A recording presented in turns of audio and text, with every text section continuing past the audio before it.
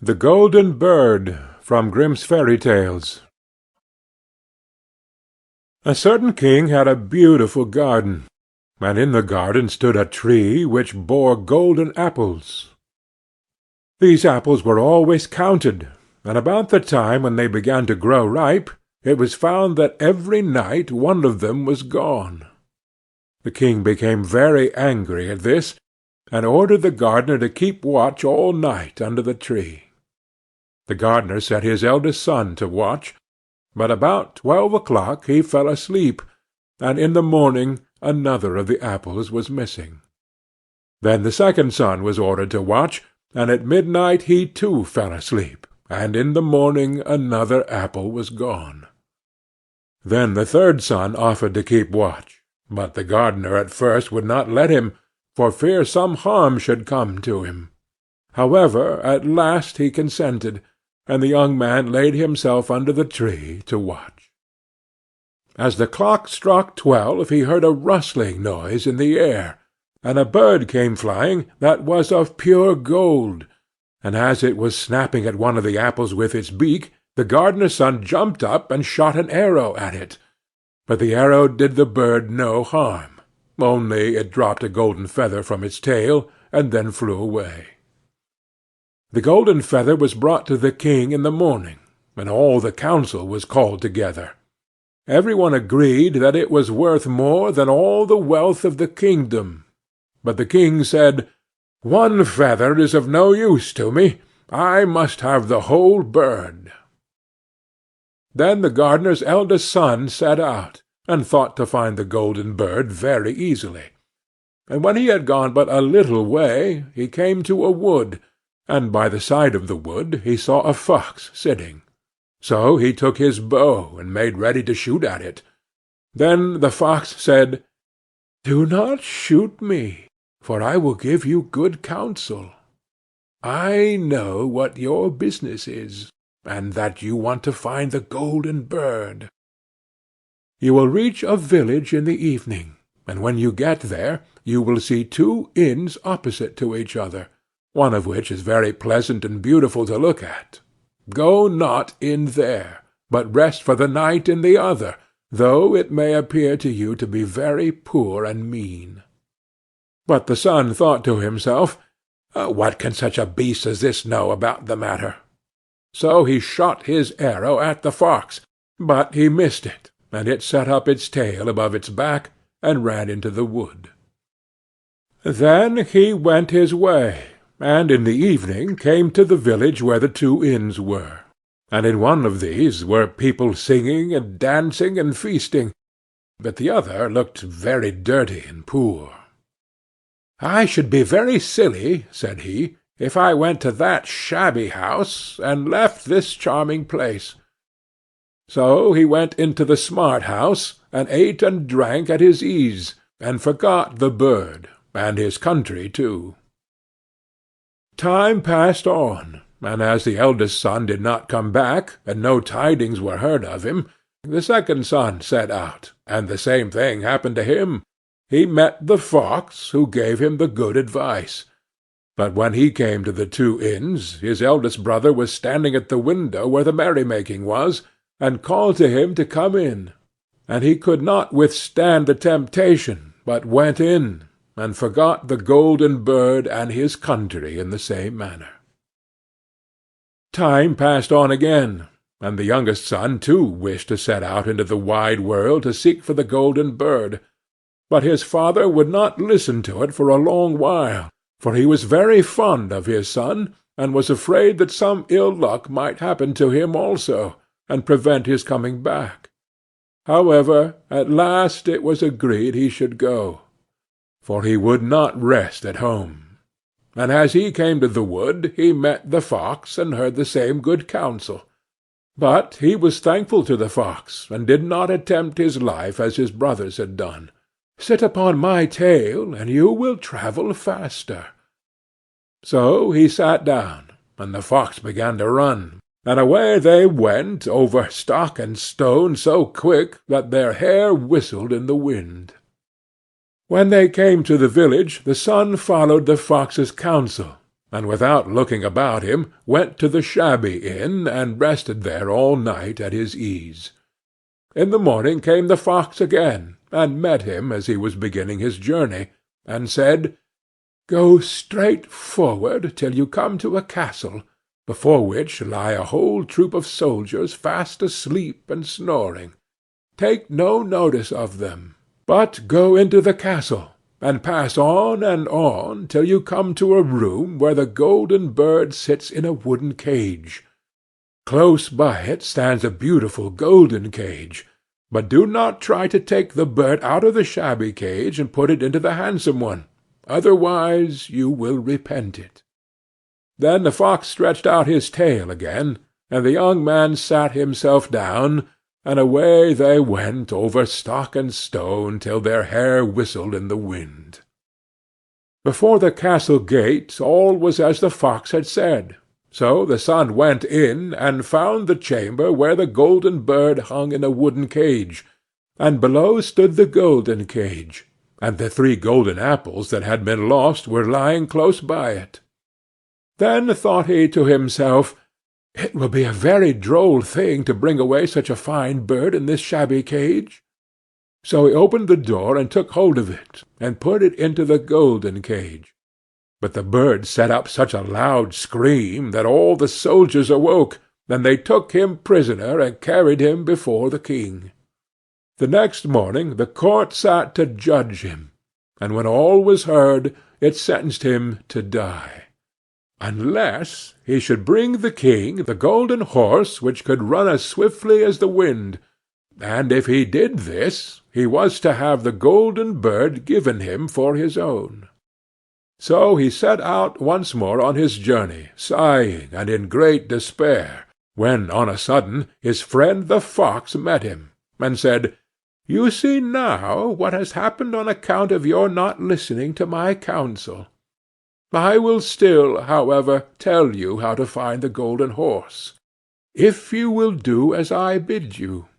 You must go straight on till you come to the castle where the horse stands in his stall. By his side will lie the groom, fast asleep and snoring.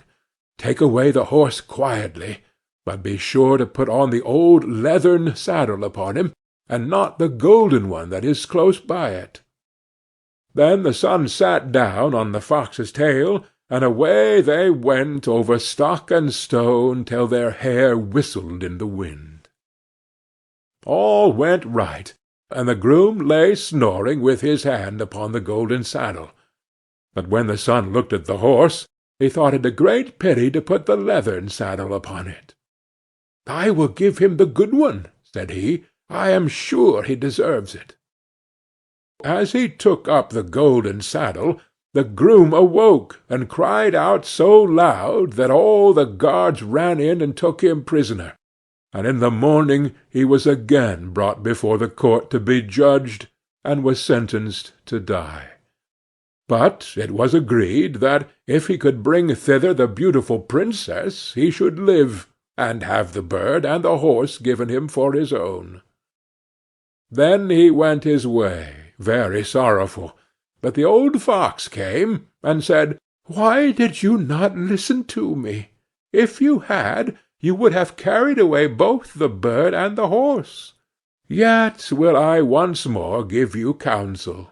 Go straight on, and in the evening you will arrive at a castle.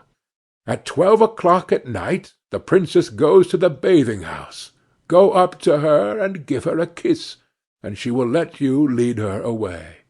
But take care you do not suffer her to go and take leave of her father and mother." Then the fox stretched out his tail, and so away they went over stock and stone, till their hair whistled again. As they came to the castle, all was as the fox had said, and at 12 o'clock the young man met the princess going to the bath, and gave her a kiss, and she agreed to run away with him, but begged with many tears that he would let her take leave of her father. At first he refused, but she wept still more and more, and fell at his feet, till at last he consented. But the moment she came to her father's house, the guards awoke, and he was taken prisoner again. Then he was brought before the king, and the king said, "You shall never have my daughter unless in 8 days you dig away the hill that stops the view from my window." Now this hill was so big that the whole world could not take it away, and when he had worked for 7 days and done very little, the fox came and said, "Lie down and go to sleep. I will work for you." And in the morning he awoke, and the hill was gone. So he went merrily to the king, and told him that now that it was removed, he must give him the princess. Then the king was obliged to keep his word, and away went the young man and the princess. The fox came and said to him, "We will have all 3, the princess, the horse, and the bird." "Ah," said the young man, "that would be a great thing, but how can you contrive it?" "If you will only listen," said the fox, "it can be done. When you come to the king, and he asks for the beautiful princess, you must say, 'Here she is.' Then he will be very joyful, and you will mount the golden horse that they are to give you, and put out your hand to take leave of them. But shake hands with the princess last. Then lift her quickly onto the horse behind you, clap your spurs to his side, and gallop away as fast as you can." All went right. Then the fox said, "When you come to the castle where the bird is, I will stay with the princess at the door, and you will ride in and speak to the king, and when he sees that it is the right horse, he will bring out the bird. But you must sit still, and say that you want to look at it to see whether it is the true golden bird. And when you get it into your hand, ride away." This too happened as the fox said. They carried off the bird, the princess mounted again, and they rode on into a great wood. Then the fox came and said, "Pray kill me, and cut off my head and my feet." But the young man refused to do it, so the fox said, "I will at any rate give you good counsel. Beware of 2 things. Ransom no one from the gallows, and sit down by the side of no river." Then away he went. "Well," thought the young man, "it is no hard matter to keep that advice." He rode on with the princess, till at last he came to the village where he had left his 2 brothers, and there he heard a great noise and uproar, and when he asked what was the matter, the people said, "2 men are going to be hanged." As he came nearer, he saw that the 2 men were his brothers, who had turned robbers.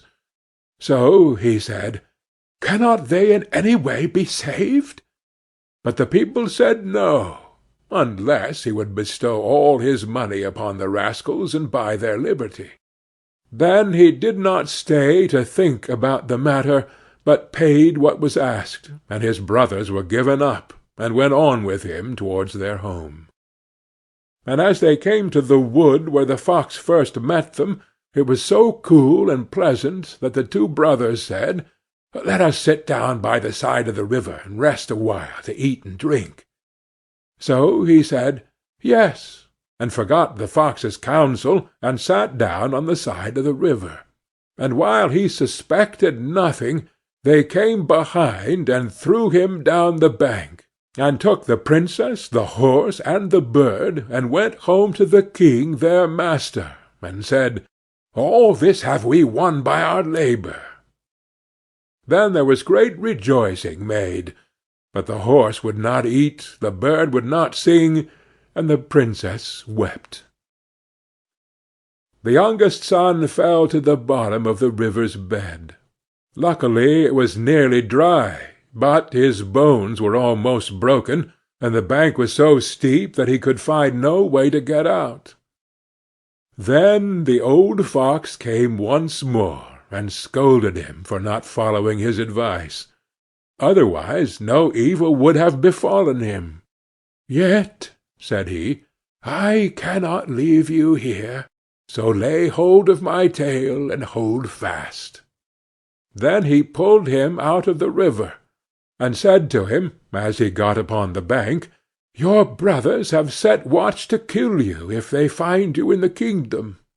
So he dressed himself as a poor man, and came secretly to the king's court, and was scarcely within the doors when the horse began to eat, and the bird to sing, and the princess left off weeping.